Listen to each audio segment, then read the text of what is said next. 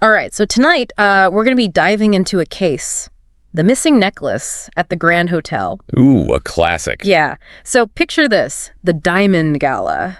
A night of, just total extravagance, elegance at the luxurious Grand Hotel. Fancy. But amidst the, all the beautiful gowns and the dazzling jewels, there's a chilling discovery. Uh-oh. What happened? Lady Eleanor's priceless diamond necklace has vanished. Oh, no. Yeah, so we're going to be breaking this whole case down together, just like a team of detectives. Love that. And you know what's so interesting about this case in particular is the setup. It's that classic locked room mystery. Ooh, I love those. Yeah, so the theft, it appears to have happened in this secure location, seemingly impossible to breach, Right. It's like a puzzle box, Yeah. It just begs us to examine every single detail, every motive. Absolutely. And the best part is you get to be our partner in solving this crime. Yes. We're going to walk you through all the evidence, introduce you to the suspects, reveal their alibis. It's so fun. Think of it as your own personal detective training. Yes. All from, the comfort of wherever you're listening. Exactly. And, even though this is, obviously a fictional mystery, the techniques that we're going to use to unravel it, they can actually sharpen your real-world critical thinking skills. Mm-hmm. We're going to be looking for clues, questioning motives, analyzing alibis, just like a real detective would. Yeah, it's like a workout for your brain. Totally. So let's set the stage a little bit. So it's the Diamond Gala at the Grand Hotel. Mm-hmm. Like we said, just dripping with opulence, secrets. Among the esteemed guests is Lady Eleanor, known for her, exquisite jewelry collection. She's got great taste. Oh yeah, top notch. So tonight she's showcasing a diamond necklace of incredible value, historical significance. This thing is a big deal. It's a big deal, yeah. And that detail right there, that is crucial because it instantly establishes motive, the sheer worth of this necklace, it just makes it this irresistible target for any thief. Yeah, everyone's looking at it. Exactly. So now, this is where our three main suspects kind of come into play. Each of them was near Lady Eleanor's room on that fateful night. We've got Sarah, the maid. Okay. Mr. Collins, a guest at the hotel. Okay. And the kind of ever so composed Mr. Thomas, the butler. Oh, the butler. Yeah. So now each of these suspects, they have an alibi, at least initially. Right. So let's start with Sarah, the maid. Her statement, very short, to the point, I didn't go inside the room. I only cleaned the hallway and left. It sounds kind of rehearsed, Yep. She's trying to distance herself. What do you think? Yeah, it's almost a little too perfect. Yeah, exactly. She's trying a little too hard. Yeah. And then there's Mr. Collins, the guest. His alibi is very specific. He says, I was in my room the whole time working on my laptop. Oh, interesting. See, that feels a bit over-explained to me. Mm-hmm. Just why is he going above and beyond to create this solid alibi? He's trying to be very memorable, this is what I was doing. Exactly. So, and finally, we have Mr. Thomas, the butler. He states, I was only delivering drinks to the other guests. I had no reason to enter her room. Ooh, interesting. See, he's emphasizing his duties, lack of motive. Yeah.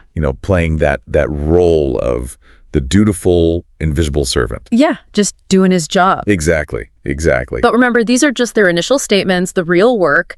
It begins with examining the physical evidence, those silent witnesses that can tell a completely different story. Oh, I love that. The silent witnesses. So good. They don't lie. So that brings us to the clues uncovered by our fictional investigator, Detective Jones. Okay. The first clue, the jewelry box was locked, but the lock, it had been forced open. Okay, so that immediately tells us that the thief likely didn't have a key. Right. And that narrows down our suspect list considerably, doesn't it? It does. So who do you think, based on this clue alone, we can rule out? Take a moment to consider the suspects, and their potential access to a key. Now, the second clue Detective Jones finds is a muddy footprint on the carpet near the balcony door. What? Ooh. What do you make of that? Okay, well, that raises a fascinating possibility. Could the thief have entered from outside, using the balcony? Interesting. This throws a wrench into that whole locked room, aspect. Mm-hmm. It suggests maybe a more daring, elaborate heist. It's getting exciting. It is. And finally, the third clue, a tiny scrap of red fabric snagged on the edge of the window. Ooh, what? Could this be from the thief's clothing? That's the question, right? It's such a seemingly like insignificant detail, but it could be crucial, you know? Right. If we can like figure out where that came from, it could link us directly to the culprit. Absolutely. So, all right. So we've laid out the initial facts of the case. We've got our 3 suspects, each with their own alibi, and 3 pretty intriguing clues. A forced lock, a muddy footprint, and a, mysterious scrap of red fabric. So what are your initial thoughts? Do any of the suspect stories seem a little less convincing now? So, okay, so we've got our clues, right? We've got our suspects. What happens next? What does Detective Jones do with all this information? Well, he does. Like any good detective, he doesn't just jump to conclusions. Right. He uses these clues to kind of guide his next round of questioning. Yeah. Carefully observing, the suspect's reactions, looking for those telltale signs of guilt, deception, So it's not just the words they're saying, but like how they say them. Exactly. Their body language, their tone of voice, like all that can be just as revealing as any physical evidence. Precisely. And this is where things like really get fascinating, know? So remember Sarah, the maid, who gave that quick, almost rehearsed denial? So when she's questioned further, about the balcony, that muddy footprint, she becomes increasingly flustered, just vehemently denying ever being, near that area. That's interesting. It seems like the more Detective Jones presses her, the more defensive she gets. Right. Almost like she's trying way too hard to prove that she's innocent. Exactly. And then you have Mr. Collins, the guest, who, claimed to be engrossed in work. Right. When he's confronted with these clues, he becomes visibly agitated, like his carefully constructed alibi it's just crumbling, like under pressure. Oh, wow. He insists, he heard nothing unusual that night. But I don't know, there's something about his nervousness, like it just betrays a very different story, you know what I mean? It's like he's trying to keep up this facade of calm, but underneath it all, you can just, sense the panic, the fear that maybe he's going to get caught. Yeah, exactly. So then there's Mr. Thomas, the butler. He, throughout this whole investigation, remains remarkably composed, almost, like aloof. He even offers an explanation for that red fabric, pointing out that his uniform could be a potential source. Wow. That's pretty clever, He's not denying the possibility, but he's like offering this plausible explanation. Yeah. Deflecting suspicion without directly like contradicting the evidence. It's subtle but very effective. It is. It plays perfectly into his role. Yeah. As that seemingly insignificant butler, like blending into the background, observing everything, but rarely drawing attention to himself. Yeah, just kind of part of the furniture almost. Exactly. So let's pause here for a moment. Let's analyze, these reactions with the clues that we have. So we've got Sarah, whose denials are becoming more and more frantic. We've got Mr. Collins, whose nervousness is, you can practically like feel it. I know, right. And then there's Mr. Thomas, who, he just seems almost too calm, too prepared. Right. So if you were Detective Jones, what would stand out to you the most? Which reaction would pique your interest? That's the question. And remember, even the absence of a reaction, that can be a reaction in itself. Ooh, that's deep. I like that. This is where those detective skills come in handy. Reading between the lines, observing those subtle cues, piecing the puzzle together. And sometimes those most unassuming details can have like the greatest significance. Like that muddy footprint, for instance. Yeah, that footprint's particularly intriguing, right? Yeah. Because it directly contradicts that locked room element. Yeah. Like, it suggests that maybe the thief bypassed all those traditional entry points and used, a more unconventional route, like the balcony. And if we think about who might have access to the balcony, the list of suspects gets a lot smaller. Exactly. It's all about, connecting the dots, weaving together the physical evidence with their statements, their reactions. It's like creating this tapestry. Yeah.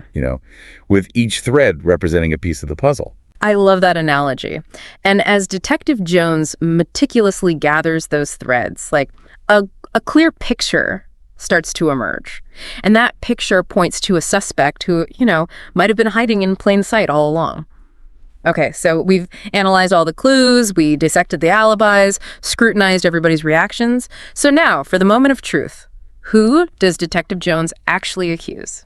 Well, after carefully considering everything, all the evidence, Detective Jones, he makes this kind of surprising accusation. Okay. He points the finger not at the nervous guest or the flustered maid, but at Mr. Thomas, Wow, the butler. The seemingly unflappable Mr. Thomas, the butler. I gotta admit, even I did not see that coming. Really? Yeah, I was so focused on like those more obvious signs of guilt. I completely overlooked just like the quiet, calculated demeanor of Mr. Thomas. Yeah, that's exactly what makes this case so compelling. It reminds us that appearances can be deceiving and that the most unassuming person, can sometimes be the mastermind behind it all. So how does Mr. Thomas react when he's accused? Does he maintain his innocence, or does he finally crack under pressure? Surprisingly, Mr. Thomas, he confesses. Wow, really? He admits to meticulously planning and executing this whole theft, using his knowledge of the hotel, his position, everything to his advantage. He even reveals how he staged the scene to make it look like an outside job, planting that muddy footprint to mislead the investigation. So that red fabric, it really was from his uniform. It was. He was so clever in the way that he, offered that explanation. It was almost like he was daring Detective Jones to suspect him. Yeah, like a challenge almost. Exactly. He was playing on that classic butler did it trope, knowing that they often dismiss the butler as just a background character. It's got in there, yeah. But in this case, the seemingly insignificant butler was actually the criminal mastermind. This case really highlights just how important it is to challenge our assumptions. To look beyond just the obvious. I mean, who would have thought that the calmest, most collected person in the room would be the guilty one? It's such a valuable lesson, not just in solving mysteries, but in everyday life. Mm-hmm. Think about a time when you made a judgment based on first impressions or preconceived notions.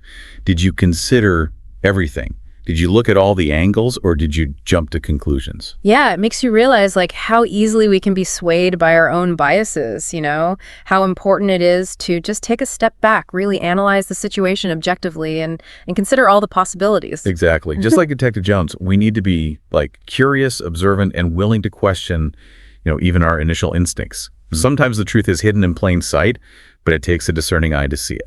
So as we wrap up our deep dive into the missing necklace at the Grand Hotel, let's just take a moment to reflect on the lessons we've learned about critical thinking, observation, the dangers of assumptions. Yeah, I mean, the world is full of mysteries, big and small. And by honing our detective skills, we can become more discerning thinkers, more perceptive observers, and just overall more confident in our decisions. So the next time you're faced with a puzzling situation, channel your inner Detective Jones. Ask questions, examine the evidence, and don't be afraid to challenge the obvious. You might be surprised by what you discover.